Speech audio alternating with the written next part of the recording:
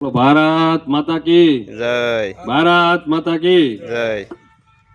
સૌ પ્રથમ તો ઉપરવાળાનો આભાર માનું છું કે મને આ ગોયલવાડની પાવન ધરતી ઉપર જન્મ આપ્યો, એટલે ઉપરવાળાનો ખૂબ ખૂબ આભાર. બીજું, આપણા લોક લાડીલા નેક નામદાર કૃષ્ણકુમારસિંહજી, એને ચરણ વંદન કરીને સ્પયને વંદન કરું છું. બીજા આપણા લોહ પુરુષ એવા શ્રી સરદાર વલ્લભભાઈ પટેલ, જેણે આપણા દેશનું એકીકરણ કર્યું, એમને પણ હું નતમસ્તક થઈને ચરણ વંદન કરું છું. મિત્રો, આજે આપણે અહીંયા ભેગા થયા છીએ તે ભેગા અમસ્તા નથી થયા.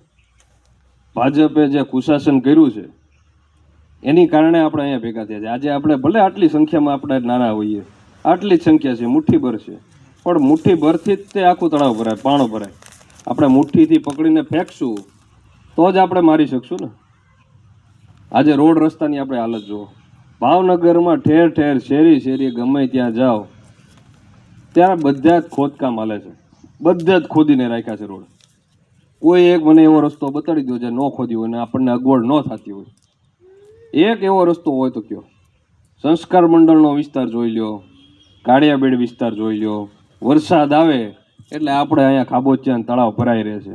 જેટલા પણ મિત્ર અહીંયા દુકાનો હોય છે એમની, જેટલા પણ લોકો અહીંયા રહેતા હોય છે, બધાને ખ્યાલ છે કે જ્યારે પાણીનો તળાવ ભરાઈ જાય છે ત્યારે એ લોકોનો રોજગાર છીનવાઈ જાય છે, ધંધા તૂટી પડે છે. કેમ કે પાણીમાંથી હાલીને કોઈ ધંધો કાં દુકાને આવવાનું નથી. ત્યાં પ્લાસ્ટિકની દુકાનો છે, કલર કામવાળાની દુકાનો છે, ઢગલો દુકાનો છે. એ દુકાનો, એનો પ્રશ્ન કોઈ ઉકેલ લાવતો નથી. આપણા સાહેબ, ભાજપના જે કોર્પોરેટર સાહેબ છે અથવા ભાજપની જે આપણી પાર્ટી છે, એનો કોઈનો ઉકેલ લાવતા નથી. આપણે વર્ષોથી એ લોકોને આવેદન આપ્યા, આ આપ્યો, તે આપ્યો. પછી બાજુ વાળંદ સોસાયટી, સિત્સરના રોડ ઉપર, સિત્સર બાજુ જાઓ એટલે વાળંદ સોસાયટી. વાળંદ સોસાયટીમાં આજથી હું 1.5 વર્ષથી જોઉં છું કે એ લોકો કમસે કમ 1.5 વર્ષથી બીએમસીમાં જઈને આવેદન આપે છે. કોઈ એની ઉકેલ લીધી નથી. બધા જ ત્યાં જઈને એમ કહે છે કે સાહેબ અમારો રોડ બનાવી દો. રોડ હજી કોઈ એની ઉકેલ લેતું નથી, રોડ બનાવતું નથી. એટલે કહેવાનો તાત્પર્ય એ છે કે આપણે આપણા જ પૈસે યોગદાન આપીએ છીએ, આપણા ટેક્સના પૈસા. આવો એક મને વ્યક્તિ, તમારામાંથી એક વ્યક્તિ મને હાથ ઊંચો કરીને એમ કહી દે કે હું ટેક્સ નથી ભરતો. કોઈ પણ વ્યક્તિ મને કહી દે. આપણી પાસે સાહેબ કટોરો લઈને જે માંગવા આવે છે ને, જે સાહેબ મને 1 રૂપિયો આપો, 2 રૂપિયા આપો, એ ટેક્સ ભરે છે. કોઈ મને એક વ્યક્તિ એવો બતાડી દો. સવારથી હાન લઈને આપણે ટેક્સ ભરતા હોઈએ છીએ, છતાંય આપણને ટેક્સનો વળતર કાંઈ મળતો નથી. એટલે આપણે હવે પરિવર્તન લાવવાનું છે. 30 વર્ષથી આપણે આ સરકારને લઈને બેઠા છીએ. 30 વર્ષથી ઘર જમાઈ બનાવીને આપણે આ સરકારને બેઠા છીએ.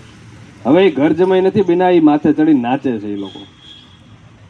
એટલે હવે આપણે પરિવર્તન લાવીએ તો સારું છે. આમ આદમી પાર્ટી ડગલા ભરે છે નાના નાના, પણ નાના નાના ડગલાથી જ ટીપે ટીપે સરોવર ભરાય. એટલે નાના નાના પગલાંથી જ આપણે આગળ વધશું. આ ભ્રષ્ટાચારી પાર્ટીને આપણે દેખાડી દઈશું કે આ વખતે પરિવર્તન એટલે શું. કેમ કે આમ આદમી પાર્ટી જુઓ તમે, દિલ્હીમાં કેટલો પરિવર્તન લાવી ચૂકી છે. આપણા વિસ્તારમાં, કાળિયાબેડ વિસ્તારમાં તમે જુઓ, કોઈ પણ મને પાર્ક બતાડી દો, એવો કોઈ એક પાર્ક બતાડો, એક સોસાયટી બતાડો, જે કોમન પ્લોટ બતાડો, જ્યાં તમે ત્યાં છોકરાઓ રમી શકે, વડીલો બેસી શકે. સર્કલે બેસવું પડે છે. આપણી લેડીઝો જુઓ, આપણી બહેનો માતાઓ રાત્રે એકલા જાતા ડરે છે. શું કામ? કેમ કે અત્યારે સોનાનો ભાવ વધ્યો એટલે લૂંટમારી શરૂ થઈ ગઈ. ટૂંક સમય પહેલા અહીંયા ગાડીઓની રેસું હાલતી, બધાને ખબર હશે. શક્તિ માતાના મંદિર પાસે એક અકસ્માત બન્યો હતો. એ શેના કારણે બન્યો હતો? કેમ કે ખુલ્લેઆમ દારૂ વેચાય છે. દારૂ વેચાઈને તમે અહીંયા ખુલ્લેઆમ તમે ગાડીઓ હાંકો, રેસ ટ્રેક સમજો, એટલે પીડાય કોણ? આમ જનતા પીડાય. અને આ કોની માથે આવે? કોર્પોરેટર માથે આવે. તમારા એક ફોન કરો ને અત્યારે દારૂ મળી જતો હોય તો વાંક કોનો કહેવાય? કોર્પોરેટરનો, સરકારનો. પોલીસ ખાતું શું કરે છે?